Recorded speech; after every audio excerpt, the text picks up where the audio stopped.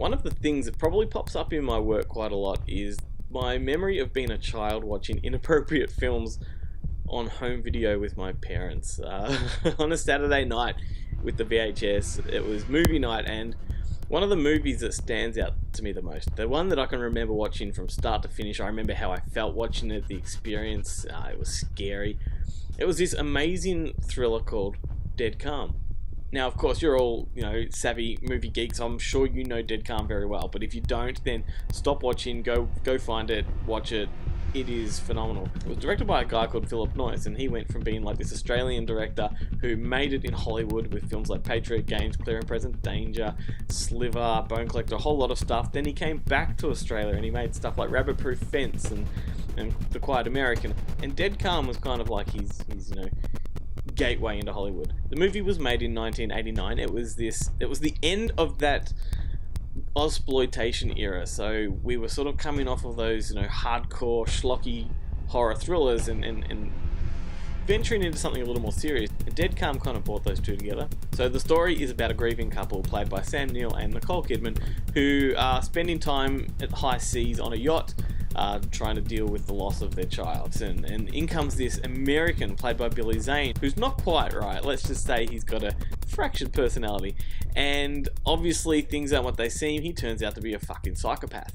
He has all this charisma and all this charm, but he switches it on, and we have this sort of character that is very, very similar, I guess, to, say, Glenn Close in Fatal Attraction. And that bunny boiler scene in Fatal Attraction is kind of matched with this pretty horrific scene with a pet dog. It was Billy Zane's first real substantial film. He'd done a lot of roles in other things previously, but Dead Calm was the movie that sort of really introduced him as this charismatic, good-looking, almost suave actor. And boy, could he turn on the evil. And I think it's definitely his best performance. And the poor bloke, like, over the years, he really hasn't had a chance to really do anything meaty or substantial. So, as it stands, Dead Calm and possibly Demon Knight, the Tales from the Crypt film, they're the only truly amazing performances that he's really had a chance to do. He was good in Sniper and a few things, but he's never had that opportunity to be a massive Hollywood actor. And of course, Nicole Kidman, she skyrocketed into stardom. This was the film that landed her numerous gigs in America. I think this is the role that got her the job on Days of Thunder. She met Tom Cruise, and the rest is history. Sam Neill also, he had already established a name for himself back in Australia with stuff like Evil Angels, and he had, I think, previously done Omen 3. So he was already a name that was established, but when you put all these three actors together, the mix was just perfect. So the backstory on the film, this was actually a story that Orson Welles wanted to make, and he never was able to. He shot some of it, but he was never able to finish it. And to secure the rights to it, Phillip Noyce had a whole lot of trouble. He really, really wanted to make this when the book was brought to his attention, and the rights were really hard to get. And then he brought George Miller into the mix, and of course George Miller is the guy behind the Mad Max series. And George Miller is a very smart, suave, sophisticated guy. As soon as he was involved, they had the rights, and then they started shooting. But they shot this on the Great Barrier Reef. This was a film that was shot on the ocean, which clearly is problematic because weather and all that kind of stuff. Apparently the production set up on Hamilton Island, which is in the Whitsunday Islands in Australia. If you've never been to Australia, go there. And so for the most part on the Barrier Reef, it's really calm, and they could just go out there on a boat and they could set all these awesome shots up, and they could have boats around them and have cameras everywhere. But what they didn't anticipate was that there would be storms at this time of year, and they were filming with all of this really, really nasty weather. So rather than, wait for it to pass, they just factored that into the script, and they wrote the storms that are in the film into the script, which only heightens the tension and makes the horror all the more nasty. There's numerous backstories to the film that are quite amusing. They offered the Nicole Kidman role to Greta Scacchi, and she said no. She didn't want to make an exploitation film. Wow. That was a big mistake, because look at Nicole Kidman now, and Greta, yeah, she's around, but she's no Nicole Kidman.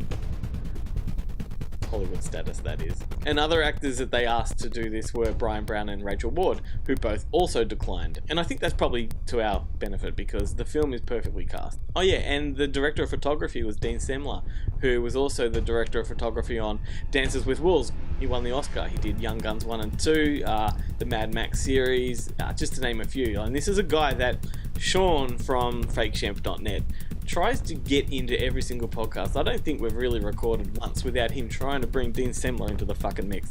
So this one's for you, Sean. Given that we're in October and that it's almost Halloween, I thought I'd start to do some spookier focus films, and Dead Calm's a good place to start. It's very, as I said, Hitchcockian. It's scary, it's atmospheric, it is claustrophobic, it is all the ingredients of a perfect thriller, and it would be the perfect thriller if it wasn't for this really unnecessary prologue at the start, where they show the after effects of this child's death, and it's all unnecessary. The whole film should have just taken place on the water. But, you know, that's 5 minutes of the film. It's easy to disregard. The rest of the film is fucking mint. And before I check out, I should also say that if you love filmmaking and you love reading filmmaking books, one of the best ones I've ever read is Backroads to Hollywood, the Phillip Noyce biography. It is fucking phenomenal. It actually covers his entire career from Backroads all the way through to The Quiet American. If you love Hollywood stories, if you love film talk, if you love behind the scenes kind of stuff, it's one of the best. It's fucking phenomenal, so definitely catch that. I mean, I'm gonna say this on nearly every episode, but I can't believe that this is nearly 30 years old.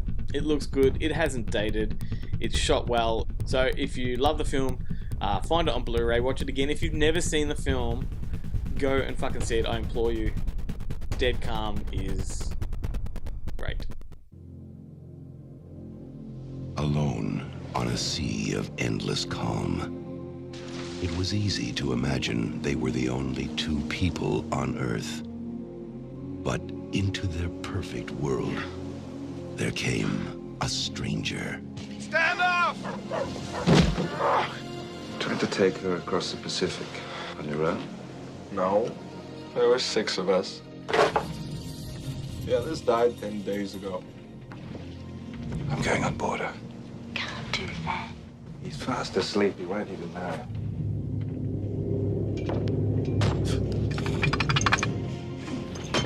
God, you're pretty.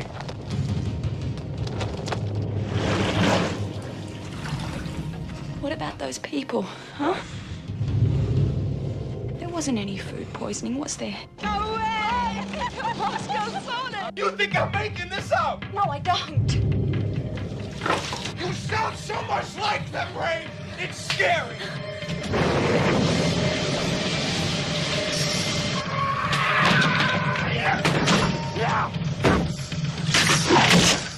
Dead Calm, a voyage into fear. From the makers of The Road Warrior and Mad Max.